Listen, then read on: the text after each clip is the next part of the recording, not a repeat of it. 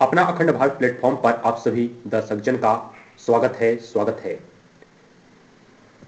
भारतीय समाज के अंतर्गत आज का टॉपिक है परिवार, वंश परंपरा, नातेदारी एवं विवाह के बारे में। तो जानिए परिवार, वंश, परंपरा, नातेदारी एवं विवाह के बारे में। यहाँ पे सबसे पहले बात करते हैं परिवार, फैमिली। तो जानिए फैमिली अर्थात परिवार। परिवार नामक परिवार नामक अवधारणा, तो यहाँ पे परिवार नामक अवधारणा का प्रमुख अर्थ है पति पत्नी, अभिभावक या कह सकते हैं अभिभावक। तो यहाँ पे अर्थ है पति पत्नी एवं, या अभिभावक कह सकते हैं, एवं उनके बच्चों का प्राथमिक समूह है। इस समूह से संबंध बनेंगे। पति पत्नी का विवाह है अर्थात अभिभावक है। तो यहाँ पे विवाह तथा बच्चों के बीच भाई बहन का संबंध है। ये दोनों संबंध है अभिभावकों और इनके बच्चों के बीच वंश विषयक संबंध से जुड़े होते हैं। विवाहित लोगों पर आश्रित लोगों के बीच वंश विषयक संबंधों के प्रबंधन के मौजूदा सिद्धांतों के आधार पर परिवार छोटा या बड़ा हो सकता है। इस प्रकार मान सकते हैं कि परिवार नातेदारी के सिद्धांतों पर आधारित होता है। तो यहाँ पर मान सकते हैं कि परिवार नातेदारी के सिद्धांतों पर आधारित होता है, जिसके सदस्य एक ही आवास में रहते हैं। वे एक क्षेत्र या घर कहीं में निवास करते हैं।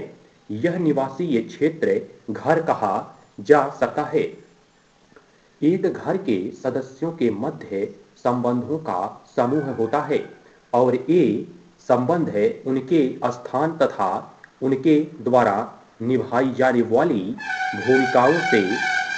भूमिकाओं से जुड़े होते हैं तथा घर एक घरेलू या आवासीय इकाई है जिसमें एक या अधिक लोग एक छत के नीचे रहते हैं और एक रसोई या कहीं चूल्हे पर बना खाना खाते हैं। भौगोलिक रूप से दूरस्थ घरों में भी एक परिवार के कुछ सदस्य होते हैं। ये सदस्य दो या अधिक घरों में रहते हुए भी स्वयं को एक ही परिवार मानते हैं। यहाँ पे कहने का यही तात्पर्य है कि एक परिवार के रहने वाले कहीं दूर दराज पर घर रहता है तब भी वो एक ही माने जाते हैं। आगे यहाँ पे बात करते हैं सत्ता के आधार पर परिवार। तो यहाँ पे बताया जा रहा है परिवार के बारे में एक छोटा सा अर्थ है यहाँ पे प्रस्तुत किया इसका परिभाषा फैमिली पर। तो यहाँ पर अब सत्ता के आधार पर परिवार, तो यहाँ पे पैतृक या पितृ सत्तात्मक परिवार की बात करते हैं। तो सत्ता के आधार पर परिवार, पैतृक या पितृ सत्तात्मक परिवार है। इस प्रकार के परिवारों में परिवार संबंधी विषयों पर निर्णय लेने का अधिकार या सत्ता पिता या पुत्र के हाथों में होती है। भारत के आमतौर पर सभी समाजों में ऐसे परिवार ही पाए जाते हैं। तो यहाँ पे पैतृक या पितृसत्तात्मक परिवार बताया। अब आगे बात करते हैं मातृसत्तात्मक परिवार। मातृसत्तात्मक परिवार है ऐसे परिवार में सामाजिक, आर्थिक तथा राजनीतिक अधिकार स्त्री वर्ग को मिले होते हैं। हालांकि इसका अर्थ यह नहीं है कि ऐसे परिवार में पुरुष की पूर्ण रूपेण उपेक्षा की जाती है, बल्कि पुरुषों को भी पुरुषोचित स्पष्ट यहाँ पे पुरुषोचित समस्त अधिकार प्राप्त होते हैं। तो यहाँ पे कहने का तात्पर्य है मुखिया यहाँ पर मातृसत्तात्मक परिवार में महिला है और यहाँ पे पितृसत्तात्मक परिवार में पुरुष है। अब आगे बताते हैं। तो यहाँ पर बताया हमने सत्ता के आधार पर परिवार। अब यहाँ पे बताते हैं उत्तराधिकार के आधार पर। तो जानिए उत्तराधिकार के आधार पर।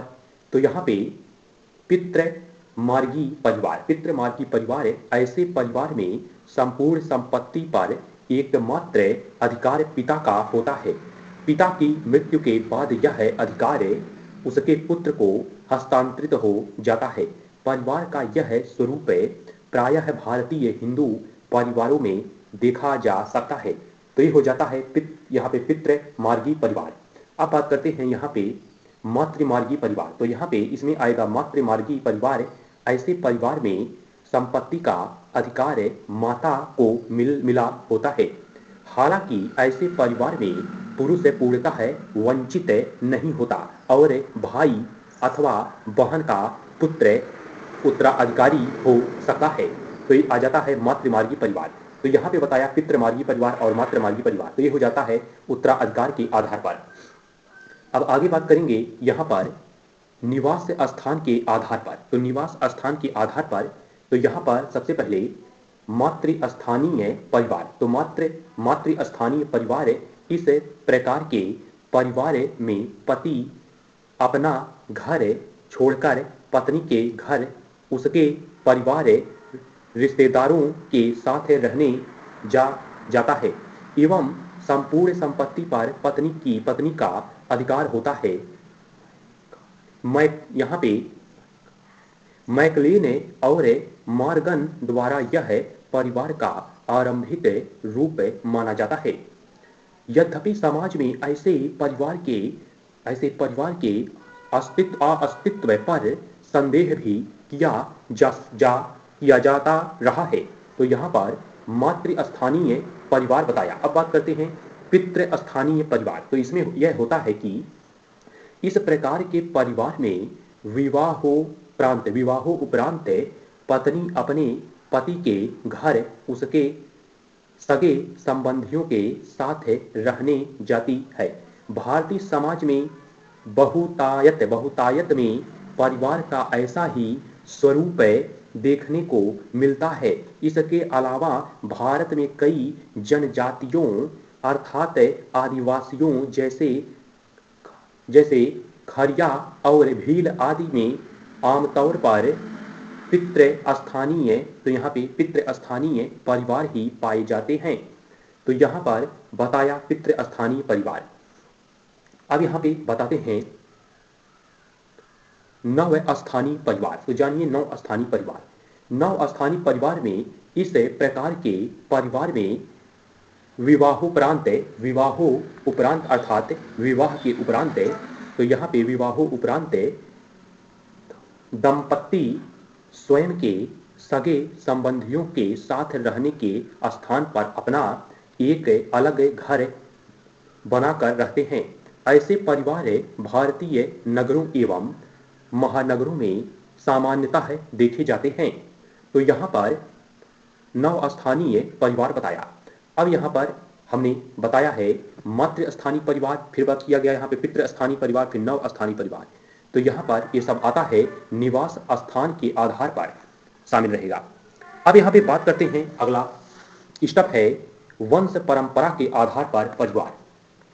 तो यहाँ पे स्टेप वाइज समझाया जाएगा वंश परंपरा के आधार पर परिवार।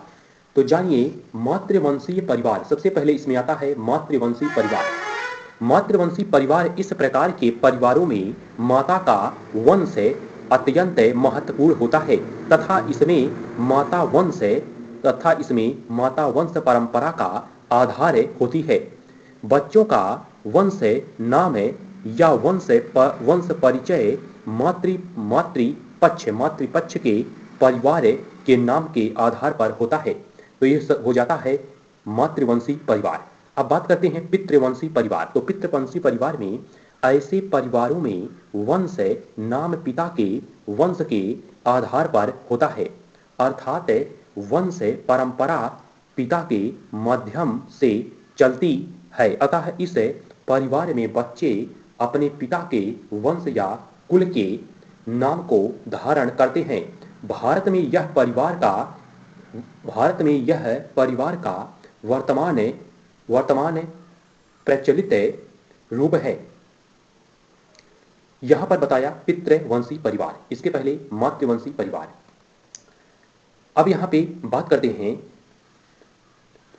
द्विनामी द्विनामी परिवार के बारे में। तो जानिए द्विनामी परिवार के बारे में। क्या है द्विनामी परिवार? द्विनामी परिवार इस प्रकार के परिवारों में माता व पिता दोनों के ही वंश नाम को समान रूप से महत्वपूर्ण समझा जाता है तथा तथा वंश परिचय के रूप में माता व पिता दोनों का वंश नाम परंपरागत तरीके से साथ साथ चलता रहता है। तो ये हो जाता है द्विनामी परिवार में। अब यहाँ पे बात करते हैं अंतः समूह एवं बाह्य समूह संबंधों के आधार पर। तो इसमें ऐसा होता है, इस आधार पर एक परिवार अंतः वैवाहिक तथा बहिर्विवाहिक हो सकता है। अतः वैवाहिक परिवार के तहत अंतः समूह के सदस्यों में ही विवाह मान्य होता है तथा बहिर्विवाहिक परिवार के अंतर्गत बहिर्विवाह समूह के सदस्यों में ही विवाह किया जा सकता है। तो ये हो जाता है अंतः समूह एवं बाह्य समूह संबंधों के आधार पर। तो इसमें अब बात करते हैं नातेदारी के आधार। तो यहाँ पे नातेदारी के आधार पर परिवार की बात करें तो जानिए परिवार को नातेदारी के आधार पर रक्त संबंधी तथा विवाह संबंधी परिवार के रूप में वर्गीकृत किया जा सकता है।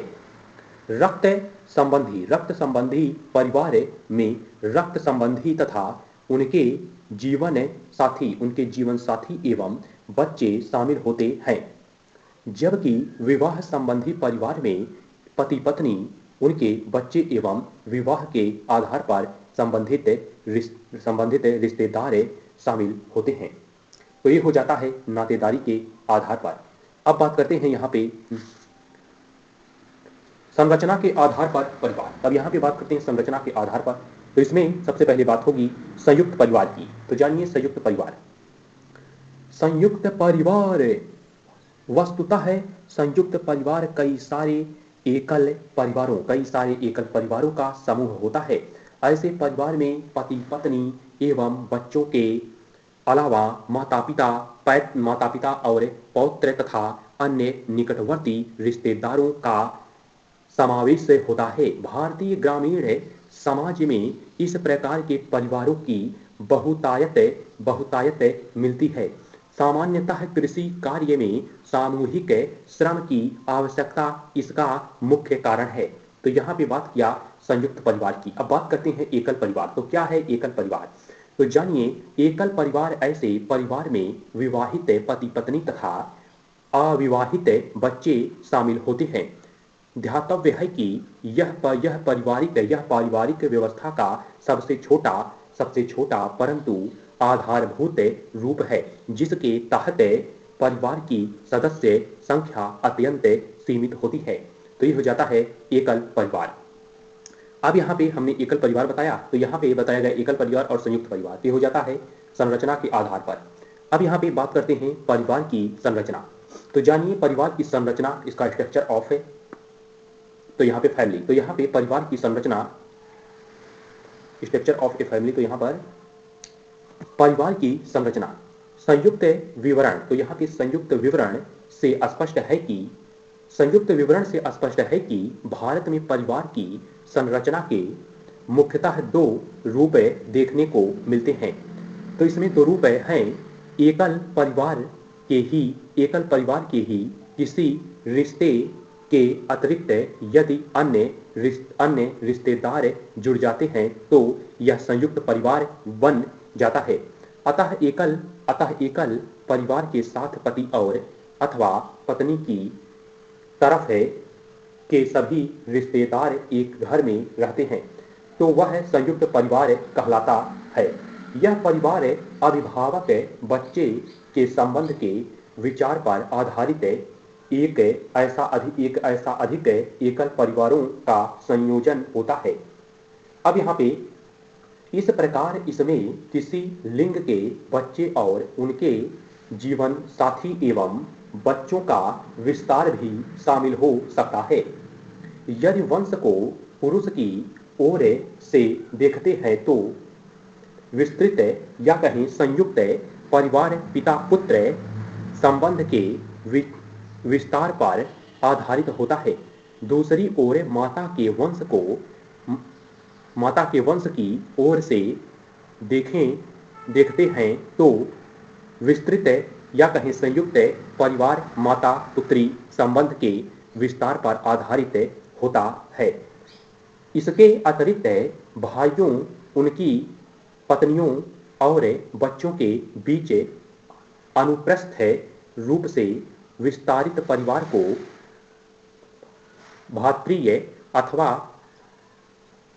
समांतर परिवार कहते हैं।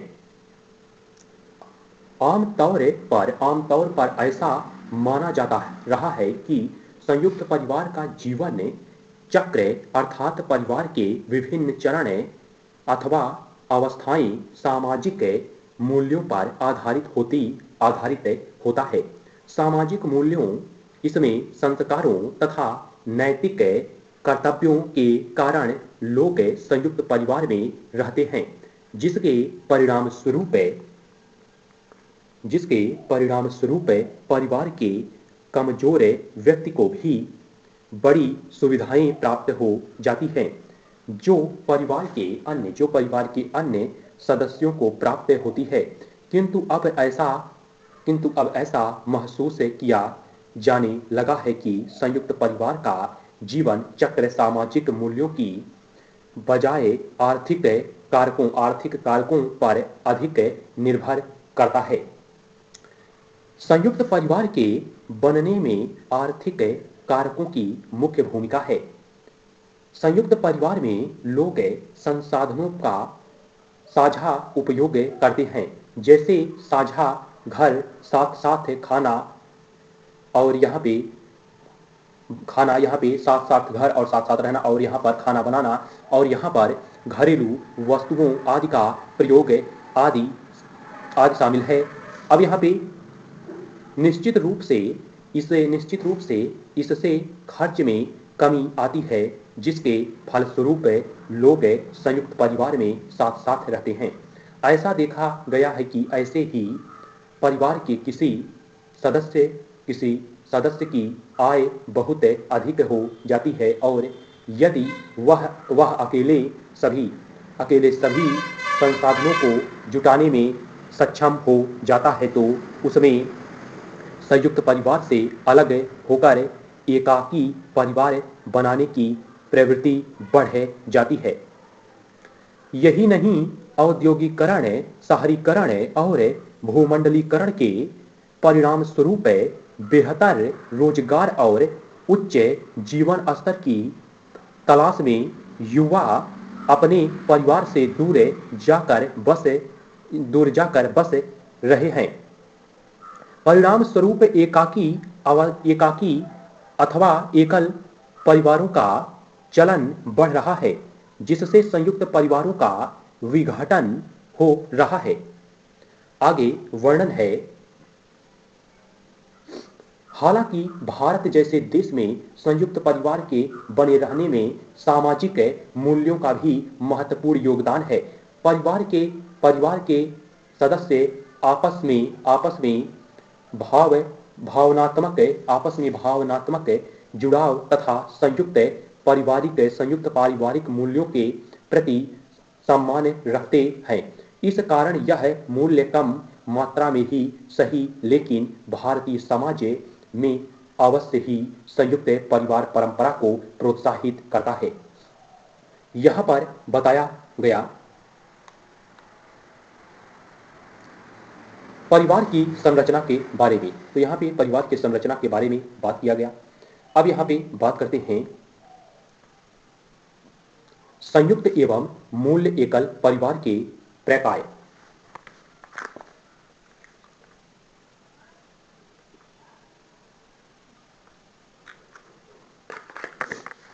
तो जानिए यहाँ पर संयुक्त एवं मूल्य या कहें एकल परिवार के प्रकार। संयुक्त एवं मूल्य। अनेक विद्वानों ने परिवार के प्रकारों पर विभिन्न ढंग से विचार किया है। क्या विचार किया है? विचार किया है। इन विचारों से पता चलता है कि परिवार व्यक्ति एवं समाज हेतु विभिन्न प्रकार के कार्य करता आया है। प्रकारों में भिन्नता भी हो सकती है, क्योंकि परिवार का स्वरूप हर काल और हर समाज में एक जैसा नहीं रहता। परिवार के प्रमुख कार्य निम्नलिखित हैं, जिसमें शामिल है जैविक प्रकार्य। तो जैविक प्रकार्य में आएगा जैविक प्रकार्य। तो यहाँ पे प्रजनन क्रिया को परिवार का महत्वपूर्ण प्रकार्य माना जाता है। संयुक्त तो यहाँ पे क्योंकि प्रजनन मानव समाज के अस्तित्व एवं निरंतरता के लिए आवश्यक है। प्रत्येक समाज में यहाँ पे प्रजनन क्रिया की एकमात्र स्वीकृत तथा वैध संस्था के रूप में परिवार को मान्यता दी गई है। तो ये हो जाता है जैविक प्रकार्य। अब यहाँ पे बात करते हैं सामाजिकरण संबंधी प्रकार्य की। तो यहाँ पे सामाजिकरण संबंधी प्रकार्य। परिवार व्यक्ति के सामाजिकरण का मुख्य कार्य करता है। अधिकांशतः परिवार द्वारा ही मान्य सामाजिक विधि विधानों की शिक्षा बच्चों को दी जाती है। परिवार ही बच्चों को व्यापक संस्कृति का बोध कराता है तथा उन्हें समाज में भागीदारी हेतु तैयार करता है, समाज के कार्यों के हेतु तैयार करता है। तो ये हो गया बात सामाजिकरण संबंधी प्रकार्य की। अब यहाँ पे बात है मनोवैज्ञानिक प्रकार्य। तो यहाँ पे मनोवैज्ञानिक प्रकार्य में मनुष्य एक संवेदनाशील प्राणी है। मनुष्य एक संवेदनाशील प्राणी है तथा वह प्यार, स्नेह, प्रेम, सहानुभूति एवं भावनात्मक सुरक्षा चाहता है, जिससे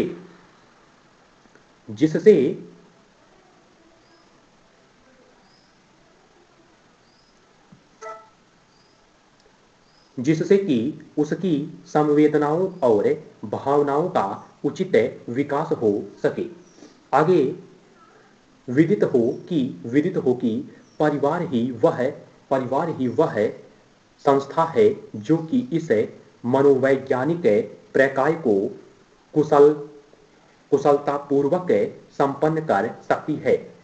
मत है कि परिवार अपने मनोरंजनात्मक कार्यों के द्वारा सदस्यों के मानसिक तनावों को कम करके उनके व्यक्तित्व को संतुलित अवस्था में रखता है। तो यहां पर बताया मनोवैज्ञानिक प्रकार्य।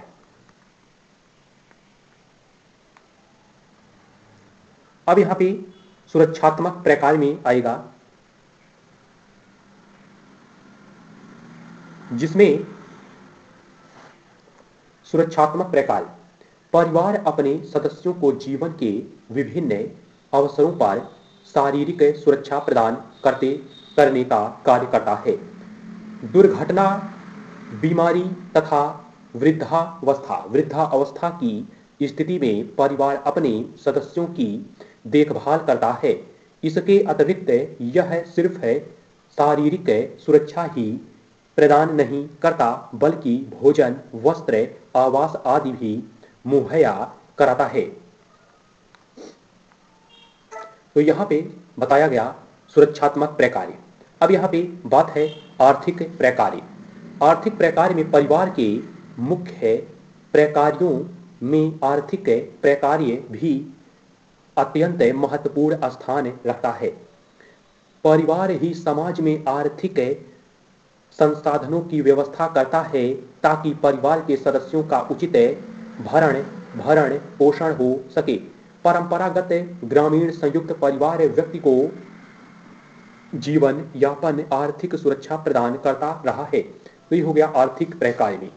अब यहाँ पे सामाजिक नियंत्रण का प्रकार।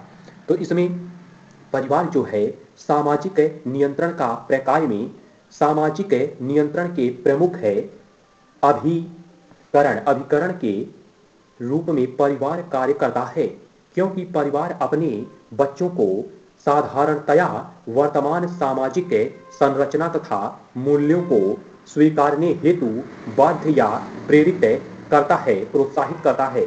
तो ये हो जाता है सामाजिक नियंत्रण का प्रकार में। अब यहीं पे बात करते हैं सामाजिक प्रतिष्ठा तथा पहचान संबंधी प्रकार की। तो यहाँ पे समाज में व्यक्ति की पहचान और प्रतिष्ठा का निर्धारण उसके परिवार से होता है। साथ ही भारतीय समाज में हमारे व्यवसायों की पहचान भी कुछ हद तक परिवार के परंपरागत कार्यों से होती है।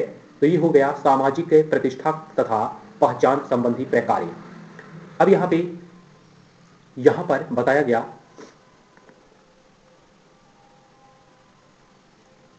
संयुक्त एवं मूल्य एकल परिवार के प्रकार के बारे में। स्टेप वाइज बताया हमने यहाँ पे मेन पॉइंट। अब यहीं पे परिवार के अंतर्गत आता है यहाँ पर पारिवारिक संरचना में परिवर्तन। तो बात करते हैं पारिवारिक संरचना में परिवर्तन की बात होगी। तो यहाँ पर पारिवारिक संरचना में परिवर्तन की बात करते हैं तो स्पष्ट यह है कि जानिए समाज के अनुसार विभिन्न समूहों ने अनुभव किया है कि अनुभव किया है कि अनेकों सामाजिक और संरचनात्मक परिवारों तो यहाँ पे संरचनात्मक परिवर्तन ने परिवार के आकार और उसकी संरचना को प्रभावित किया है। भारत में भी पारिवारिक अध्ययन के महत्वपूर्ण स्रोतों में एक यह प्रश्न उभर कर सामने आता है कि क्या संयुक्त परिवार पद्धति बिखर रही है और एक नए प्रकार का एकल परिवार प्रतिमान उभर कर सामने आ रहा है। तो यह समझ सकते हैं आप स्वयं से। अब यहाँ पे आगे बात करते हैं संयुक्त एवं एकल परिवारों के मध्य द्वैत का विचार लगभग अवास्तविक प्रतीत होता है। विशेषतः भारत में सामाजिक परिवर्तन एक अनिवार्य सामाजिक प्रक्रिया है जिसे सामाजिक संबंधों में दृष्टिगत परिवर्तन के रूप में परिभाषित किया जा सकता है। यह परिवर्तन पारिवारिक संरचना में भी स्पष्टता है दृष्टिगोचर होता है। भारत में विस्तृत परिवार का अत्यंत संयुक्त परिवार से है। अनेकों सामाजिक सांस्कृतिक विभिन्नताएं भारत में विद्यमान हैं, परंतु देश भर में संयुक्त परिवार के आदर्शों की महत्ता है विशेषता है। हिंदुओं में देश के विभिन्न भागों में किए गए अध्ययनों से दृष्टिगत होता है कि आधुनिकीकरण, औद्योगिकीकरण और शहरीकरण की प्रक्रिया के फलस्वरूप भारत की संयुक्त परिवार ग्रंथ है, संयुक्त परिवार प्रथा होगा। यहाँ पे क्षमा चाहते हैं, मिस्टेक हो गया एक वर्ड। तो यहाँ पे भारत की संयुक्त परिवार प्रथा में संरचनात्मक परिवर्तन हो रहे हैं, परंतु वास्तविकता यह है कि भारतीय समाज के मूल्य और प्रवृत्तियों ने सदियों से संयुक्त परिवार का पोषण किया है। तो यहाँ पे सदियों से, तो यहाँ पे सदियों शब्द गलत है और यहाँ पे सदियों होना चाहिए था। तो यहाँ पे मैं इस पैराग्राफ को फिर से आपके सामने प्रस्तुत करता हूँ। वास्तविकता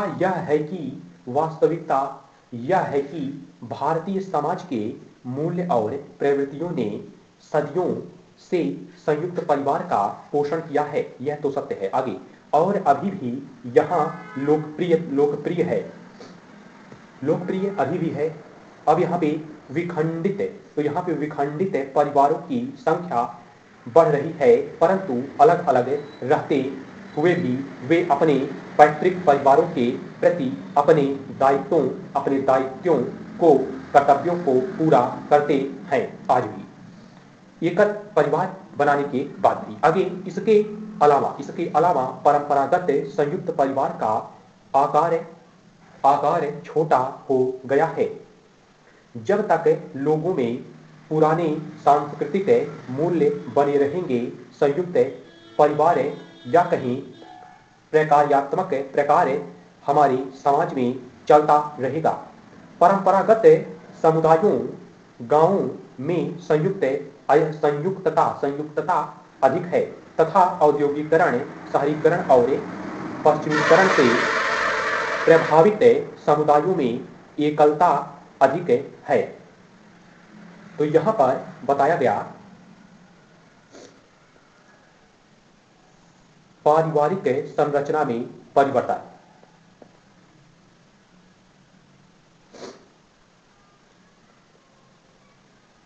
यहां पर आज का यह वीडियो आधारित रहा परिवार, वंश, परंपरा और नातेदारी एवं विवाह पर आधारित रहा।